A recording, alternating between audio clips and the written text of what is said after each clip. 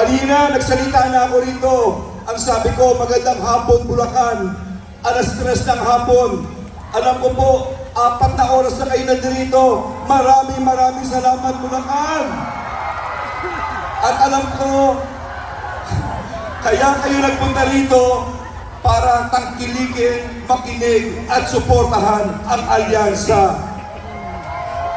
Governor, maraming salamat. Of course, kay Vice Governor, sa lahat po ng mga congressman, ng mga mayors, ng mga opisyal ng Bulacan. Andito po kami. 5 araw na lang, 5 araw sa 12, 7 po ngayon. Pupunta lang tayo sa butuhan at mamimili. Kilatisin natin maigi. Nakita niyo naman ang grupo namin kung paano kami magdalahan. Narinig niyo si Senator P. Lacson, palakpakan natin. Si Senator Erwin.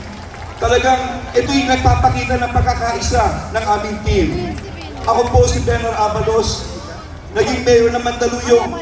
Nung ako'y mayor, number 1 sa amin ang pabahay. Bakit number 1? Yung release ng tren, 2,000 nakatira. Hinati namin ang hulog, 100 pesos lang. Ngayon ang mga tao road, may kanya-kanyang titulo na. Hindi kami tumigil. Meron na naman. 7,000 mga lupa ang binili namin upang gawin itong community mortgage program. Hulugan din. Ganun din halos ang presyo. Number 1 kami sa nutrisyon. Number 1 sa most child-friendly. Number 1 sa mga may kapansanan inaward ni Pangulong Joseph Estrada. Number 1 po kami dito po sa United Nations Public Service Award.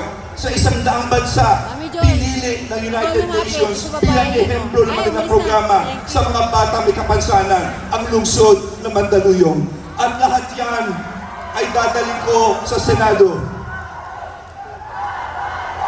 Ako po ay naging MMDA at DILG Secretary. Tumindig ako. Hindi ako natakot. 1 buwan pa lang may namatay na reporter. Pinahuli natin. Dinimanda si Bantag. After 1 month, napatay yung gobernador ng Negros Occidental. Anong ginawa natin? Dinimanda at pinapahanap si Congressman Arnie Teves. Pagkaraan ng 1 buwan, nakita ang kulang-kulang 1 tonelada, 990 kilos ng shabu sa Tondo. Ang may hawak 1 pulis, Sergeant Mayo. Nag-usap kami ng Chief of Police ng ating Pangulo. 2 years ago, narinig ko sa telebisyon.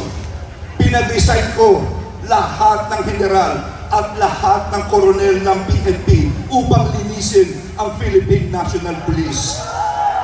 Mga kasama, 18 ang tinanggap na resignation, 54 ang dinimanda at 4 tinanggal kaagad. Bakit natin ginagawa ito? Sapagkat 99.9 ang pulis ay mga bayani.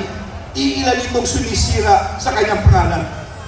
And on record, during my time, 33.8 billion na droga ang nakuha ng PNP under the DILG, the biggest in the history of the Philippines.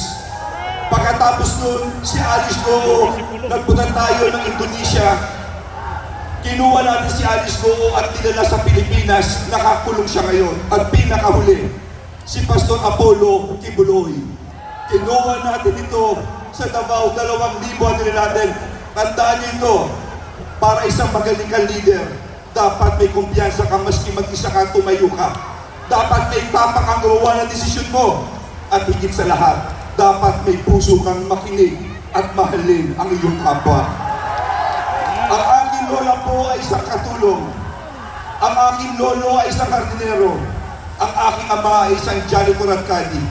Ako mismo ay graduate ng Barangay Daycare Center. Alam ko po ang dapat gawin. At ano yung offer ko? Alam kong mahal ang kuryente. Tandaan niyo ito, pag-upo ko. Ito'y 20 years ago no congressman ko, nilabanan ko ang buwis sa kuryente. Dahil nagmamahal tayo, pangalawa tayo sa pinakamahal sa buong ASEAN. At yun ang una ko ipafight. Papababain natin ang presyo ng kuryente sa buong Pilipinas. Malolos, Bulacan sa inyo lahat. Maraming salamat. Mahal na mahal namin kayo. Malakas na hiya muli para kay Attorney Benhur Abalos!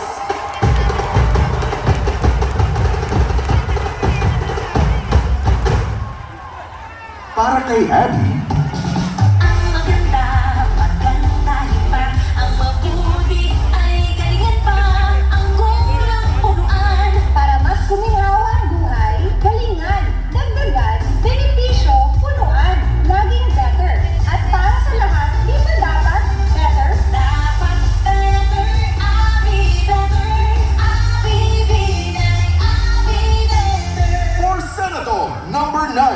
balota. Para sa kanya, hindi pwede ang pwede na. Dapat better, Abi better, Abi Pinay! Magandang gabi po, Bulacan. Ako na po ang pinakahuling magsasalita dito sa bago po ang presidente. Ako po muna ay magpapakilala. Ako po ay taga Bulacan. Ang nanay ko po ay taga Angat.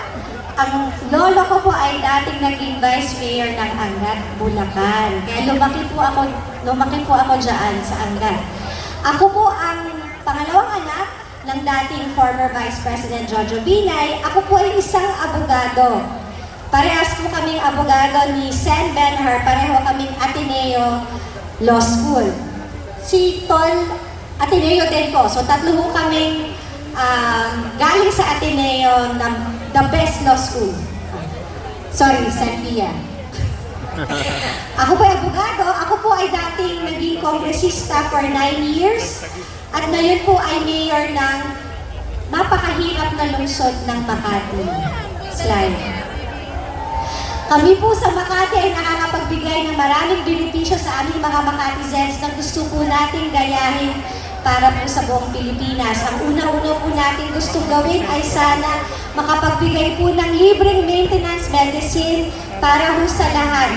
Kung kaya pong ibigay hindi lang sa senior citizen, maibigay po natin. Sino po ba ang umiinom dito ng Metformin, Atorvastatin, Lipitor?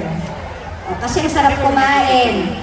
Sana po makapagbigay po tayo ng libreng maintenance medicine at hindi lang paracetamol at cough syrup. Pangalawa po, ang gusto po natin ay tutukan ng ating mga daycare dahil importante po na ang foundation ng mga anak po natin ay maayos. Pangatlo po, sa lahat po ng mga manggagawa dito sa Bulacan, ang gusto po natin, hindi po nabanggit ni Tito Sen, ang gusto po niya ay magkaroon ng panukalan na hindi na 13th month, pati 14th month.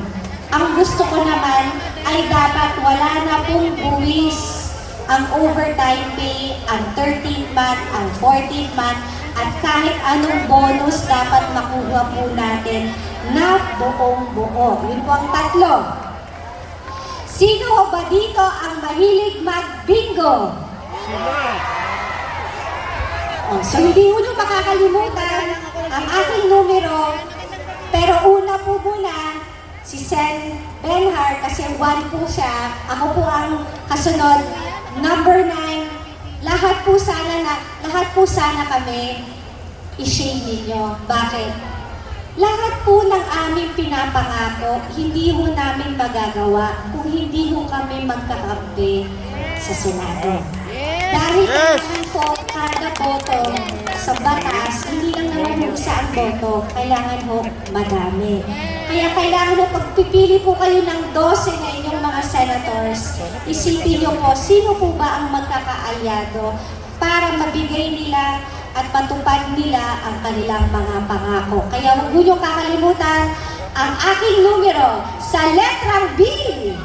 9! Maraming salamat po at magandang gabi sa Bulacan. Thank you po. Isang malakas na sigawan!